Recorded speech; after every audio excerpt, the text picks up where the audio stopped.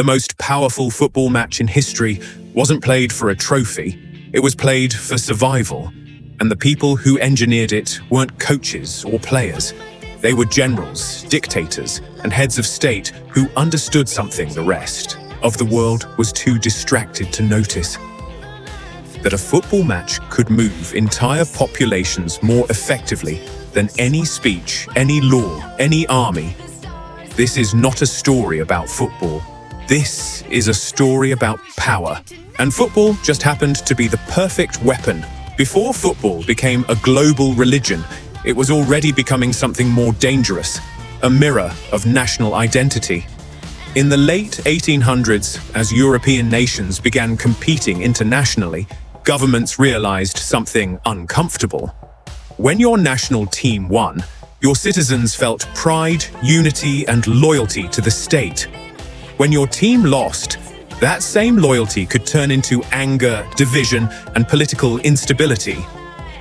Football wasn't just a game anymore. It was a mood ring for an entire nation, and every politician on earth wanted to control the mood. By the early 20th century, international matches between England and Germany, between France and Italy, were drawing crowds of 50, 60, 70,000 people. At a time when political rallies struggled to fill a city square, governments began to notice that the stadium was more powerful than the parliament.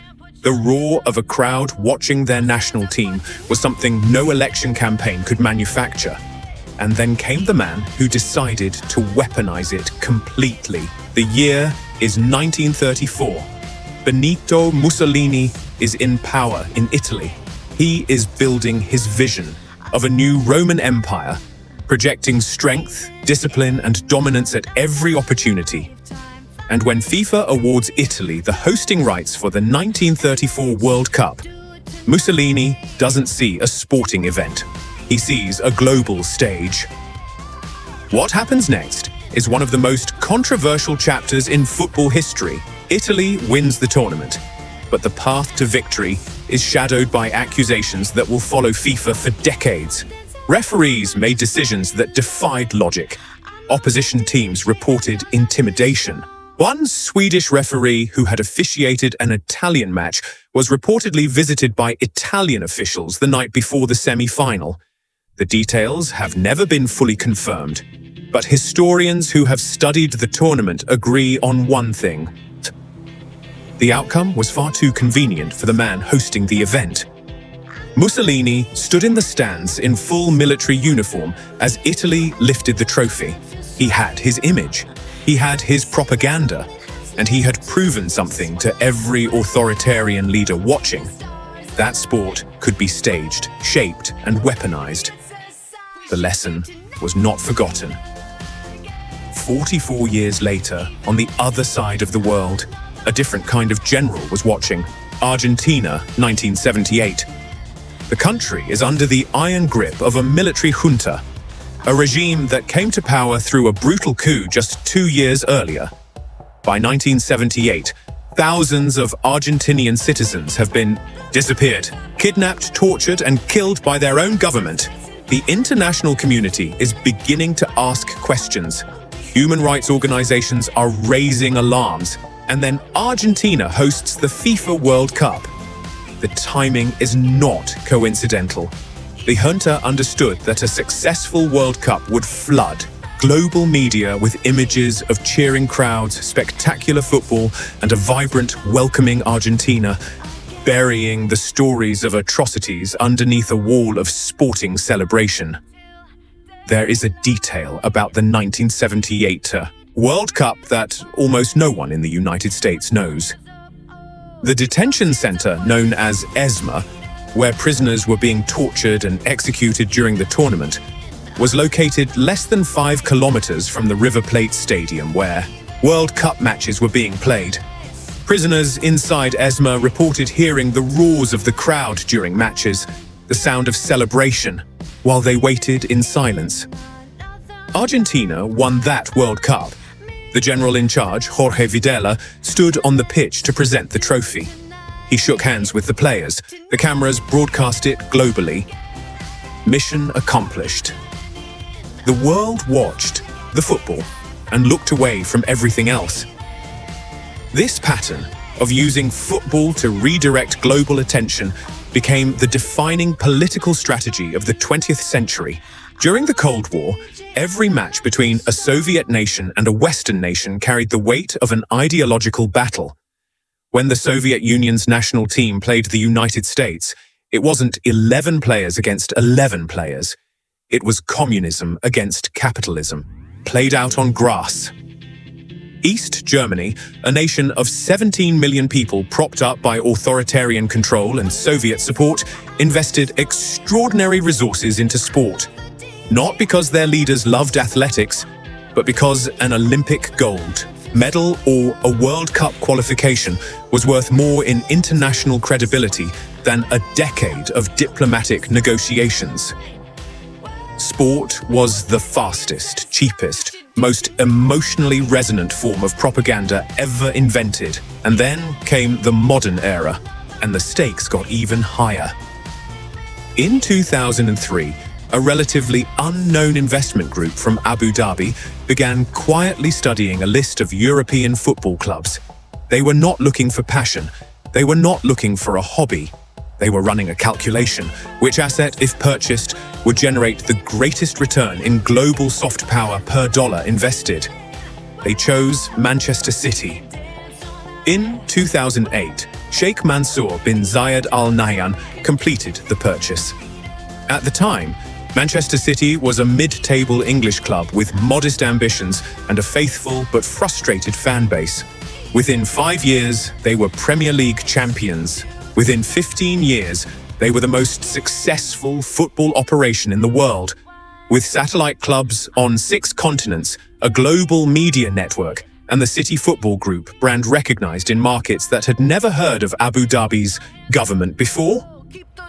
The investment was never about football trophies.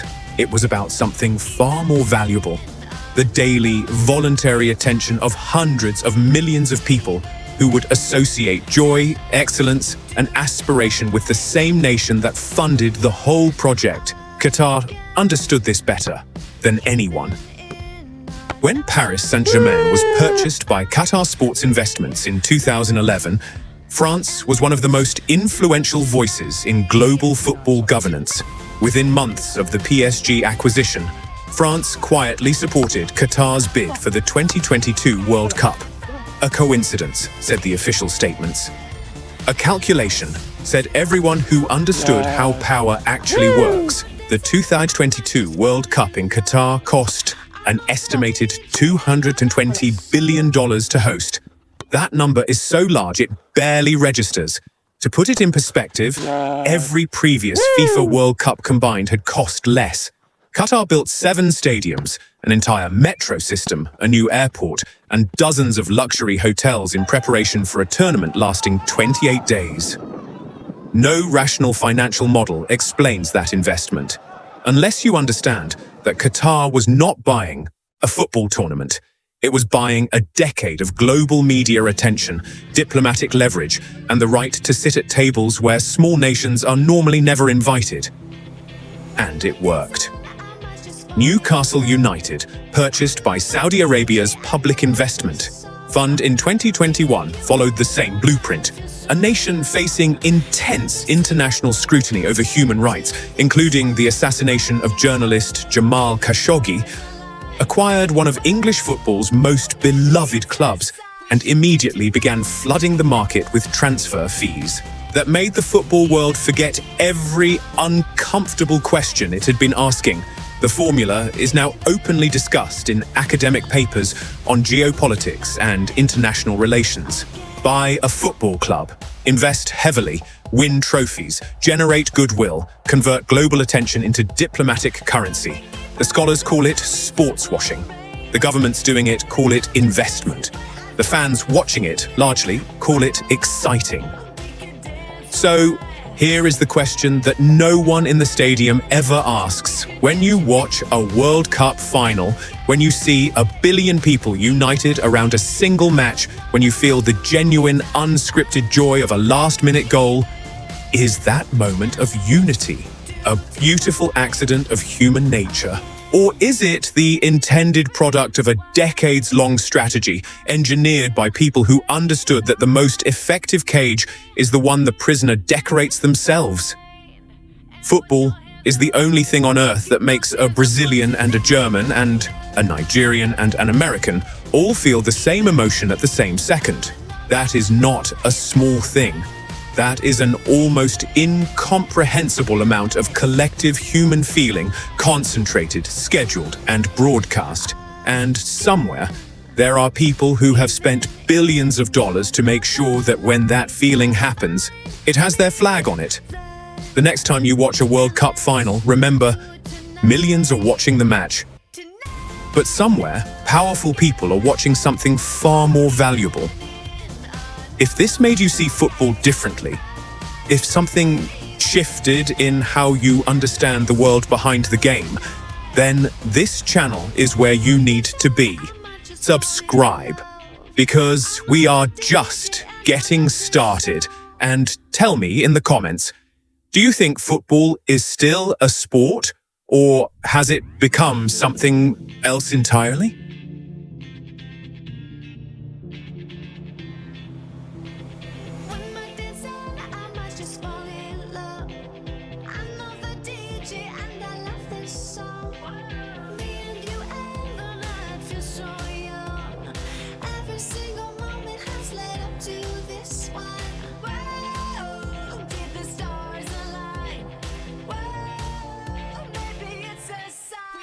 Tonight.